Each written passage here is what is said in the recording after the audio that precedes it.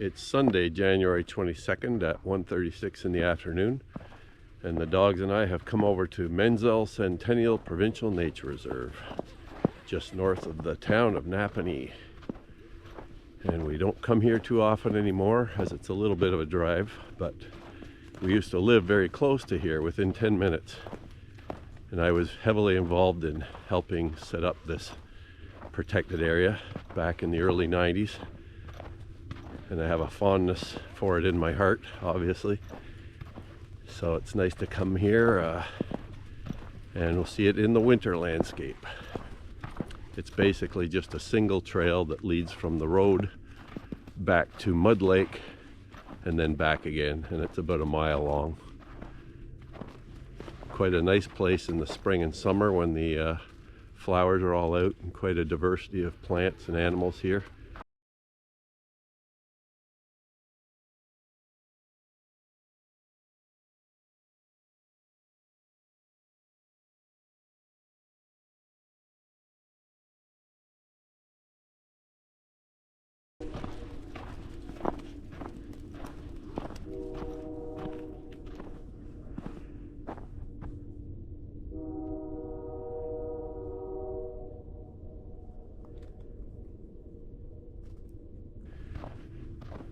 Yeah, so back in the early 90s, there was interest in the Ontario government in trying to secure more protected land across the province.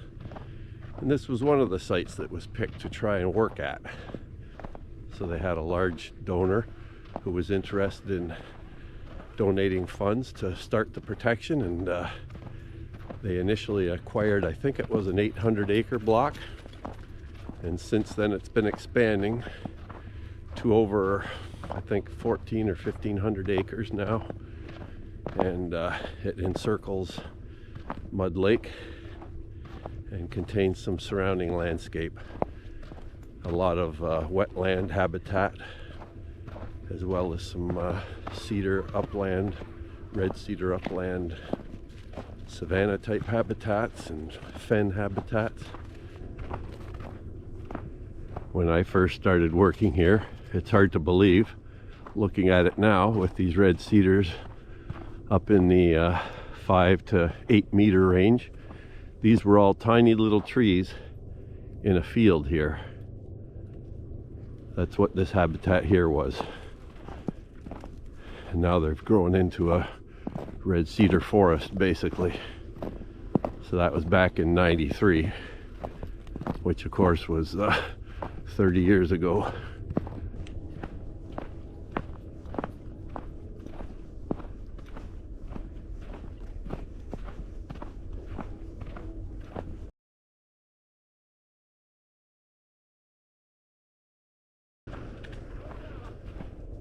So we've come through the initial upland area with the red cedar forest. Now we're down in the lower wetland edge that lies around the lake and extends a fair ways from the lake edge itself. But this is an area of swamp forest with a mixture of various tree species and shrub species in it. And as you move further along, you actually come into contact with fen habitats, which are just a different type of wetland that contains different species.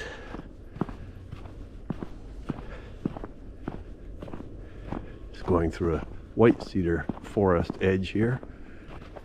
As you can imagine, a wetland forest in the heat of summer is just full of mosquitoes and biting flies.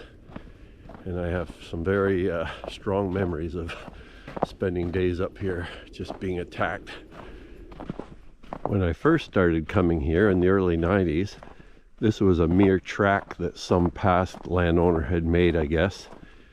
And through these wetter sections, it was just a graveled roadway that would often flood over with 2 or 3 feet of water. And then at one point during the work here, it was decided to put this raised boardwalk in, and you can see it was quite extensive and cost a fair amount of money to do.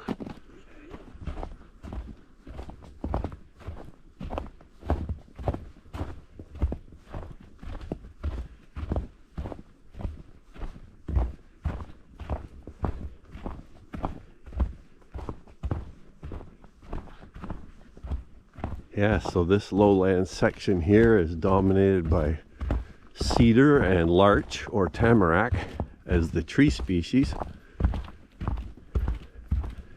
And then the shrubs consist of a variety of species from alder to young larch or young tamarack. There's birch. It's actually dwarf birch here, which is kind of neat, with small little round toothed leaves. And then in the summer, when you just walk along here, you can see all kinds of fen-related species growing in the water. You can see pitcher plants right along here, and I see right now some leather leaf still with their leaves on to some degree. There's a variety of sedges that are fen-related. Quite a neat place to look around in the summer. So we've come out of the wetland edge on the first boardwalk. Now we've come to this more upland area. Again, this was like a field when I came here in the early 90s, with some scattered small shrubs, and now it's almost totally grown in. So this was all field out here to the edge of a woodland that's over in that direction. Primarily, there's some on each side. You can see the trees maybe behind these cedars, but this was all largely open field with scattered shrubs just starting to come in. Well, I think farmers in the early 1900s actually cleared this area. It probably wasn't red cedar, it was probably typical deciduous woodland. And then they cleared it, and then the red cedar came in and has been taking control since.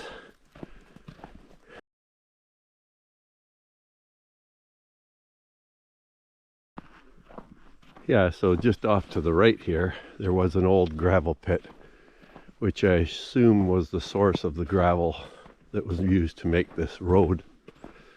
There isn't gravel everywhere, but back through the wetter areas, the gravel was applied, I guess, to allow vehicles to come in at one time, but it was never really suited to vehicle traffic to any degree.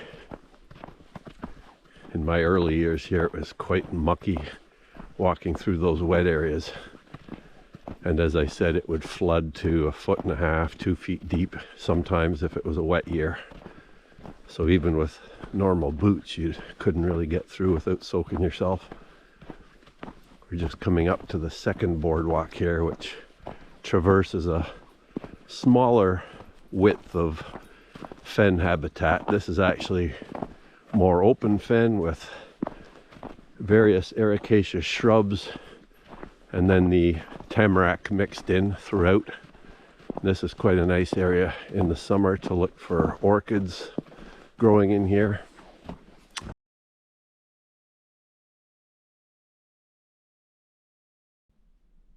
So there's the open fen, again dominated with larch as well as white cedar, small white cedar shrubs growing out there. And then they'd be all mixed in with bog laurel and leather leaf.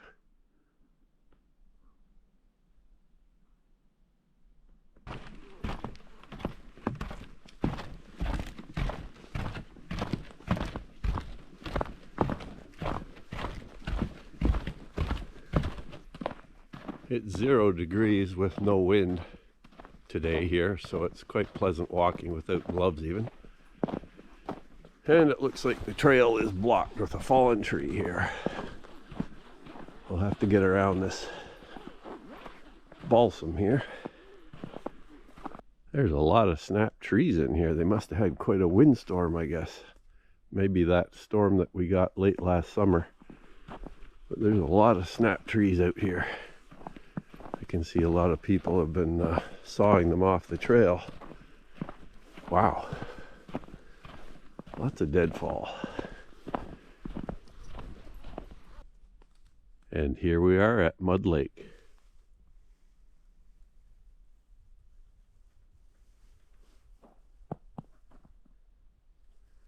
I forget the exact size of this lake, but I think it was like 150 acres or more in size. Quite big. It's a very shallow lake, and it has a lot of organic matter in the bottom of it, very loose, that you could stick a paddle way down, and I don't know how deep it goes. It's very organic matter filled.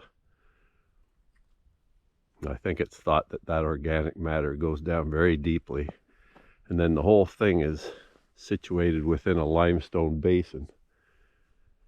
And you can see perhaps on the other side the forest of conifer trees and deciduous trees, but you feel like you're way up north here looking across the lake.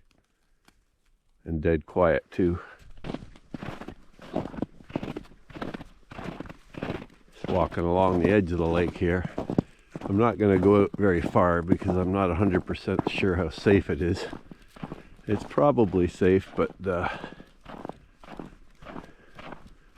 this year's been so weird with its warm and cold alternating periods. I'm not sure how good the ice is. I just see human tracks along the edge here for the most part, so I think I'll stay here. No sense risking it.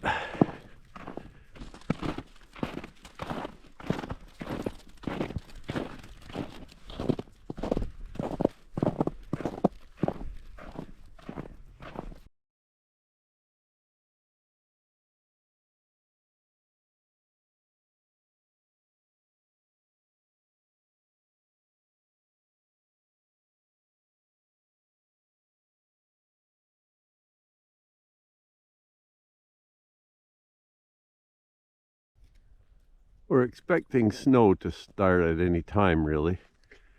I can see on the radar that it's approaching very soon. It's supposed to go through the evening till about midnight, just light snow, maybe a few centimeters worth.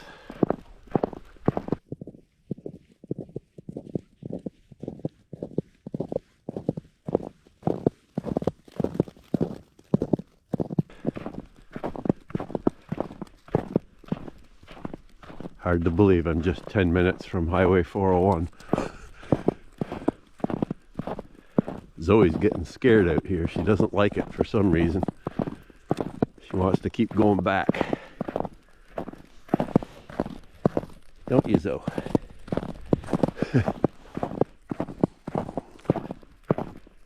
We won't go much further. I'm just following a couple pair of footprints out here now. And I know there is an outlet down this end of the lake. I think it's more up this way somewhere, but I think that's probably as far as I'm going to go. We're pretty well at the southwest corner of the lake anyhow. One very strong memory I have was of my boss and I at the time canoeing along the edge of the lake here. We had done a circuit of the lake just to see the different habitats out here. And we were cruising along, and there was a tipped over tree stump, and there was the biggest snapping turtle I'd ever seen basking out on this fallen tree stump thing coming out of the edge of the wetland. It was just huge. It had this large misshapen shell. It almost looked more like a horse saddle, reminiscent almost of more the size of an alligator snapping turtle down in the southern states, but it was just huge. It must have been really old. I guess living in a place like this where there's very little human disturbance, it's had the ability to live here unimpeded by various factors affecting it, so it could live to quite an age. And it was still the largest one I've ever seen. Massive head. I think it was about 4 or 5 inches across the head. Just huge. And even though snapping turtles don't typically bask out in the sun, this one was, and it seemed to be enjoying itself. So right in this location we have black spruce growing here, typical northern bog species, and white cedar, There's larch scattered in here too, tamarack. Lots of interesting lichens growing on the trees. And then we got leatherleaf, one of the ericaceous shrubs here.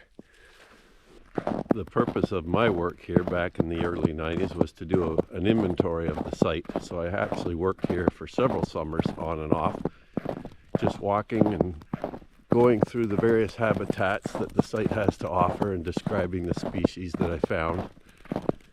So that included going across the lake and making transects through the forest over there as well, and also transects through the swamp forest here.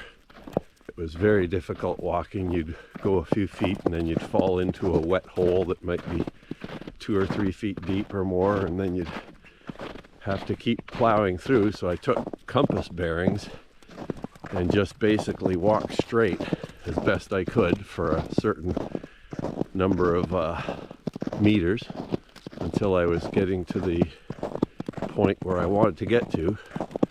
But it was a real slog. But it was interesting to see places that probably no one had ever seen before. That was one of the attractions from my perspective, in addition obviously to seeing all the various species that are found here, or as many as you could find. Now is always leading the way. She's in a rush to get out of here. I don't know what it is, whether she smells coyotes or something that scare her, but this just shows how the boardwalk was constructed. Basically placed on little cradles of 6x6 that hold piles of rocks. And the cradles are put about every 15 feet or so along the length. And they just keep the main boards up and out of the water.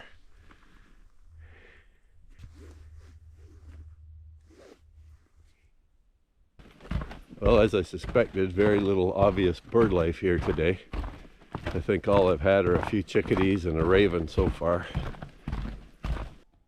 Again, it's hard to believe looking at it now, but when this was a field, there were a number of individual specimens of butterfly weed in here, the bright orange milkweed that is native to Ontario and south into the States.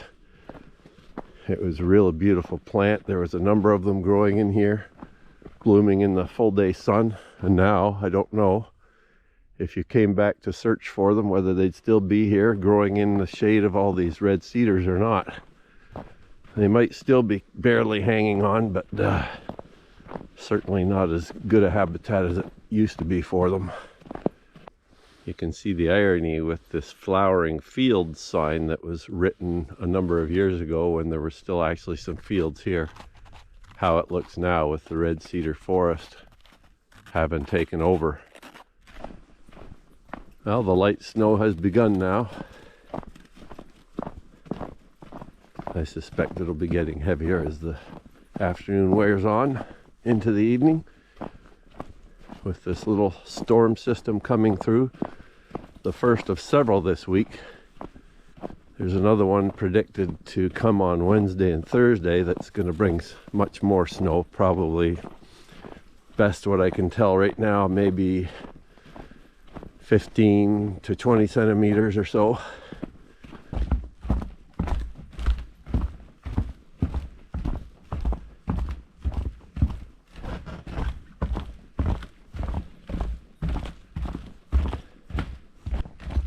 This walk is bringing back lots of good memories.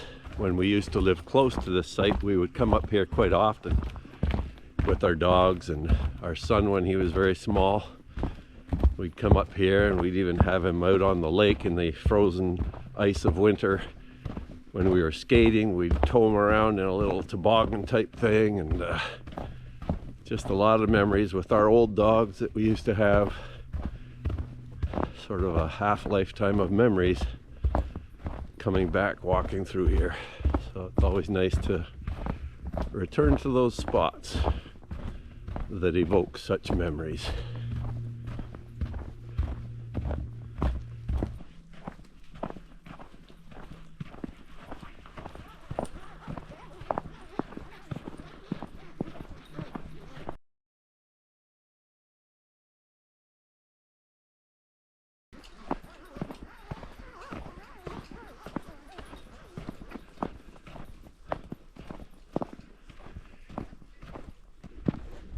Well, we're just coming up to 3 o'clock and we're almost back out of the site.